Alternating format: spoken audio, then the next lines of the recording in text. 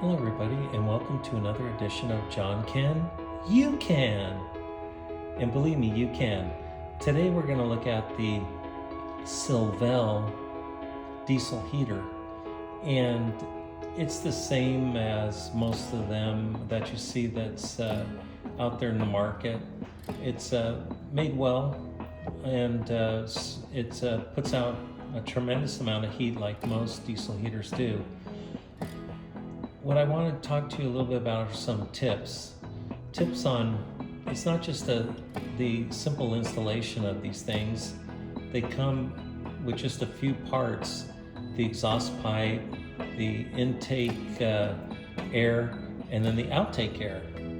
Outtake air, intake air, exhaust pipe. So they're not too bad. It also comes with a little controller unit that you can change the temperature, and it comes with a keychain, turn it on and off, a little on-off. So if you're up in your sleeping area and you don't want to get down and get to it because you feel all nice and toasty and comfy, you can just shut it off with that. So it's kind of cool. In any case, underneath the model are two little pipes. One pipe is your exhaust, and the other pipe underneath is the air intake. They're next to each other, right where you see this pipe. It's just inside. This pipe is bent, so it'll stick out. It doesn't even need to be seen. There's just two little pipes underneath. You push this one on the exhaust pipe, and then you tighten it with a collar ring. You just tighten it on with screw it on. And the same with this little exhaust area and the intake. And then here's your blower. It blows the hot air out right here. But what I'm going to do is, none of them come with pretty much, not with a little fuel filter. And this is a reusable fuel filter that has a stainless steel mesh inside, so you can re-clean it and reuse it. So it comes from Amazon. They come in a 2-pack, and they're made for diesel heaters, which is kind of cool, right? So you can just attach it. You need to put it on before the fuel pump. You put it on before the fuel pump. The reason is it'll make your fuel pump last longer, right? Because it'll be cleaner. Okay, so that's a simple thing. And then I made my controller wire longer, because it's not just going to sit on the outside right here where it was before. It comes and it clips off. You can take it off of here, and if you wanted to adjust it.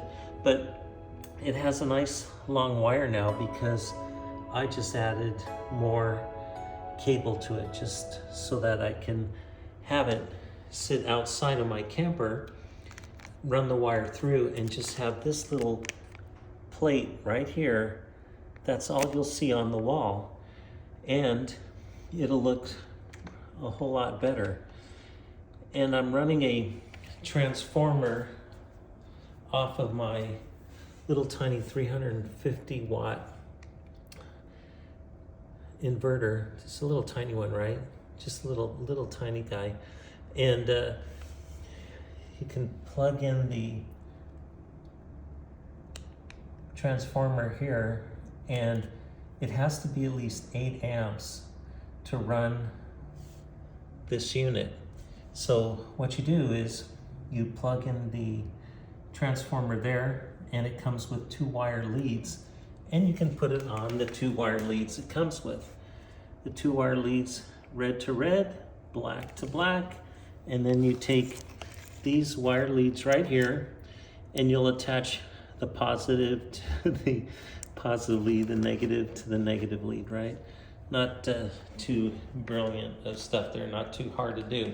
So then you can plug it in to your system, and it'll run your diesel heater for hours, because it only uses at the start an 8 amp boost, and it goes way down in amperage to like 2 amps, and then It blows at about only between 3 and 5 kilowatts. So this little unit will run it for quite some time, and you can just recharge this on your bigger system that's out, or you can plug it into your inverter and run it off of that. But that means you have to have a longer cable, and I didn't want to do that. I just wanted to have a short one, and if I need a longer one, I'll use it.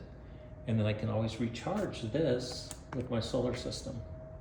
So that's a quick overview of how to use the Silvel diesel heater. But another neat thing is, how do you keep a diesel heater from wobbling if you're in a camper, right? Well, you bolt it down for one thing, but that is at the bottom, right? So the top can still probably move. So to keep it from moving, I suggest drill a little hole in this plastic handle, extend a small piece of wood out on both sides that have to touch a surface on one side or the other, and put a rubber cap on each end of the little piece of wood. That way it rides right on top, and then this thing can't move around. It keeps the vibration down, right? It can't go side to side, which is good, because if you're riding with a little fuel inside, you don't want that sloshing and splashing. So it'd be nice to have just that extra protection to keep it from vibrating. And you may not think that's important, but you will when you're overlanding or you're driving around. So it's not doing this, right? It'll stay sturdy, and it keeps the vibration down. So that's just a handy tip. Anyway, that's all for today. Just a quick how to survive a little better with a diesel heater.